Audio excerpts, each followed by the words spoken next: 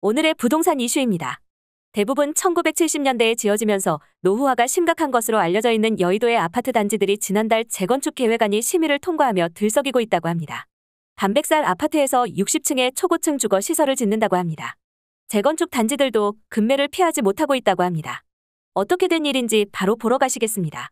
멈춰있던 서울시 여의도의 재건축 시계가 최근 다시 빠르게 회전하고 있다고 합니다. 여의도의 아파트 단지들은 대부분 1970년대 지어지면서 노후화가 심각한 것으로 잘 알려진 바 있습니다. 가장 오래된 시범아파트는 1971년 입주해 올해로 51년이나 된 단백살 아파트인데요. 은하, 삼부, 공작 등 다른 아파트도 지은 지 50년을 바라보고 있는 노령화 단지입니다. 그런 만큼 이들 아파트의 재건축은 오래전부터 시급하다는 말이 많았는데요. 지난달 공작 아파트의 재건축 정비 계획안이 서울시 심의를 통과하면서 사업의 급물살을 타게 됐습니다. 또한 수정아파트 역시 얼마 전 영등포구청에 재건축 사업 정비 계획안을 제출했으며 시범 한양 아파트 등도 신속 통합 기획을 통해 연내 정비 계획안 확정을 목표로 하는 것으로 알려졌습니다. 현재 여의도의 아파트는 총 22개 단지입니다. 그중 준공 30년이 넘은 노후 아파트는 전체 70%를 넘는 총 16곳인데요. 그중 공작 아파트를 필두로 시범, 한양, 화랑, 대교 한양, 삼부, 광장, 미성 등 대부분의 단지에서 재건축을 추진 중인 것으로 알려졌습니다. 정체됐던 여의도 재건축의 물꼬를 튼 곳은 공작 아파트입니다. 공작 아파트는 1976년 입주해 올해로 46년 된 노후 단지입니다.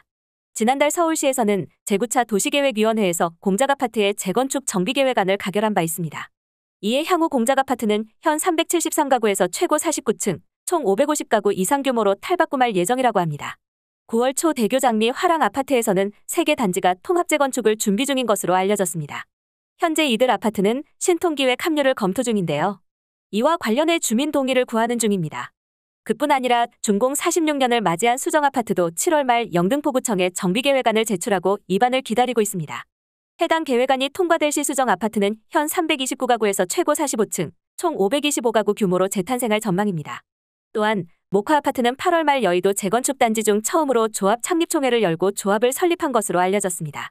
세간에서는 여의도가 지금처럼 재건축 속도가 붙은 원인으로 서울시가 올 초 공개한 2040 서울플랜과 신통기획 덕분이라는 이유를 들고 있습니다. 2040 서울플랜을 통해 35층 룰이 폐지돼 이들 재건축 단지의 사업성이 좋아졌다는 평입니다. 또한 신통기획으로 사업 속도가 빨라진 것도 재건축 추진에 한몫하고 있는데요. 신통기획이란 서울시가 공공성과 사업성의 균형을 이룬 가이드라인을 제시하고 신속한 사업 추진을 지원하는 공공지원 계획입니다. 신통기획은 그동안 개별적으로 이뤄졌던 건축교통 환경 심의는 물론 정비계획 및 지구단위 계획을 통합해 진행함으로 사업기간이 기존 재건축보다 절반가량 줄어든다는 장점이 있습니다. 이에 여의도에서도 신통기획에 참여하는 단지가 늘고 있는데요. 1584가구로 여의도에서 규모가 가장 큰 시범아파트의 경우 지난해 하반기 서울시 신속통합기획에 선정되면서 사업 속도가 빠르게 진행 중입니다. 시범아파트는 용적률을 400%까지 끌어올려 최고 60층의 초고층 주거 시설로 탈바꿈할 예정입니다. 한양과 삼부 아파트 역시 신통기획에 참여 중인 것으로 나타났습니다. 한양 아파트는 기존의 조합 대신 신탁사의 시행을 맡기는 신탁 방식으로 재건축을 진행 중인데요. 최고 50층, 총 1000가구 규모로 사업을 추진 중인 것으로 알려졌습니다. 일선에서는 이들 아파트가 원안대로 사업이 추진될 경우 여의도의 마철로가 50층 이상의 초고층 스카이라인으로 뒤바뀌리라 예상하고 있습니다.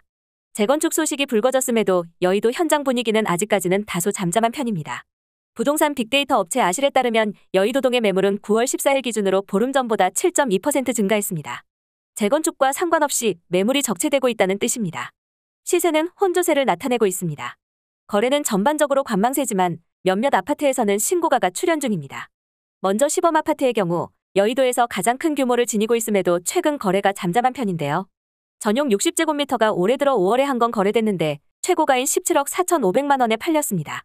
직전 거래가인 2020년 12월 13억 8,500만 원보다 3억 이상 오른 셈입니다. 단 전용 156제곱미터의 경우 8월 32억에 거래되면서 지난 10월 35억보다 3억 원 하락했습니다.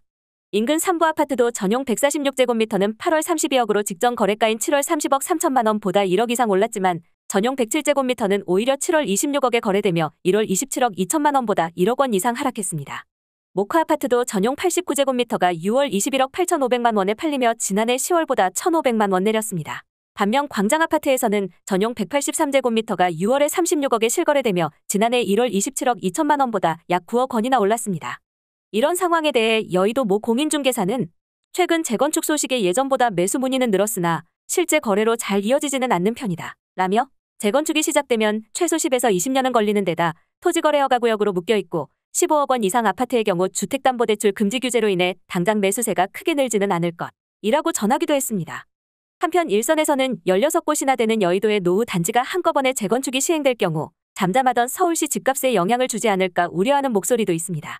일례로 여의도는 올해 신림선 개통을 포함해 GTX-B, 신안산선 등 굵직한 교통 개발 사업이 추진되고 있기 때문입니다. 여기에 더 현대 서울 등 대형 상업시설과 금융 업무시설 등을 갖추고 있어 신규 주거시설이 들어올 경우 강남에 버금가는 영향력을 갖출 것이라는 전망도 있습니다. 이에 한간에는 여의도 집값 상승을 막기 위해 지난 8.16 부동산 정책에서는 정부가 일기 신도시 재정비만 중점적으로 다룬 것이 아니냐는 추측이 나올 정도인데요. 주로 1990년대 개발되기 시작했던 일기 신도시와 비교해 여의도는 1970년대 지어진 아파트가 많아 주거 환경이 더 열악하다는 특징이 있습니다.